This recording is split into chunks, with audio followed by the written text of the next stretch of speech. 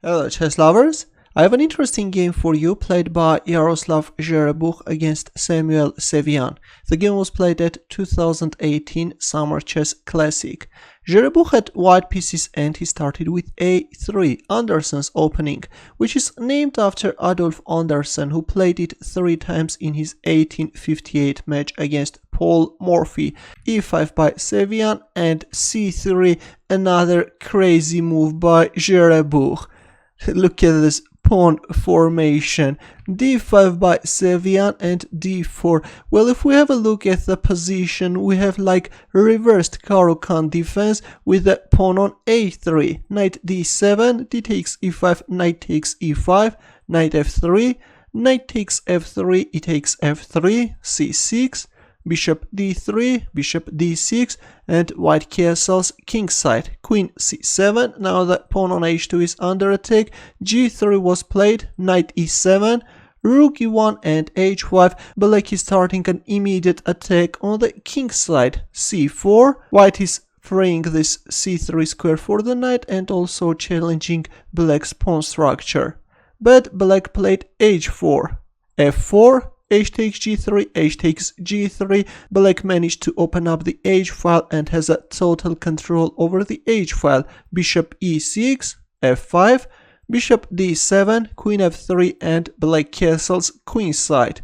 C takes D5, knight takes D5, knight D2 and C5. Well, instead of playing C5, rook H7 looks more promising, and then bring the other rook on H8 square. If F6 then G6, no problem at all. Instead, after knight D2, C5 was played. Of course, now white can't capture on D5 because of this bishop C6 move, and white is losing his queen because if you move away your queen, then rook H1, and this is a checkmate. That's why after C5, white responded with knight E4, bishop C6, bishop G5, bishop E7, bishop D2, knight F6, bishop C3, rook H6. Finally, black will double up his rooks on H file, rook C1, rook H8, and bishop takes F6. Well, instead of playing bishop F6, B4 looks more promising, trying to open up the queen side. C takes B4, then A takes B4. But instead, after rook H8, bishop takes F6 was played. Bishop takes F6. If we have a look at the position, black has a strong bishop pair and a very powerful attacking position. Actually, the engine gives black a huge -2 advantage. Rook takes C5 and rook H1 check. But actually, there was no need to hurry and play rook H1. Black could, for example, play king B8. In some variations which can arise later, this prophylactic move can be very useful for black.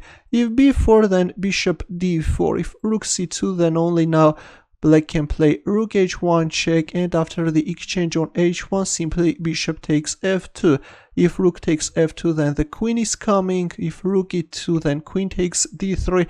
Of course, black has a huge advantage. But after rook takes C5, we see rook H1 check. Queen takes H1, rook takes H1, king takes H1, bishop takes E4 check.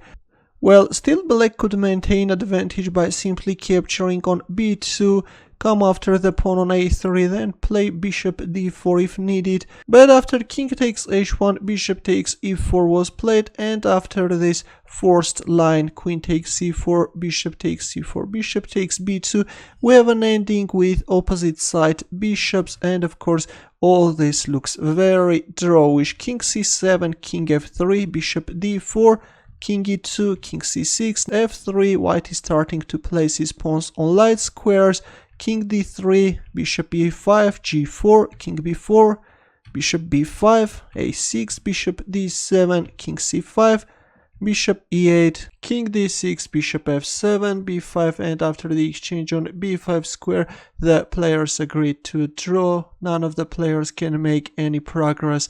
This is a dead draw. An interesting approach by Zherebukh with that crazy A3 and C3 moves. He started the game, though Sevian managed to gain advantage, but unfortunately he didn't manage to convert his advantage into a victory, and we have a draw on the board.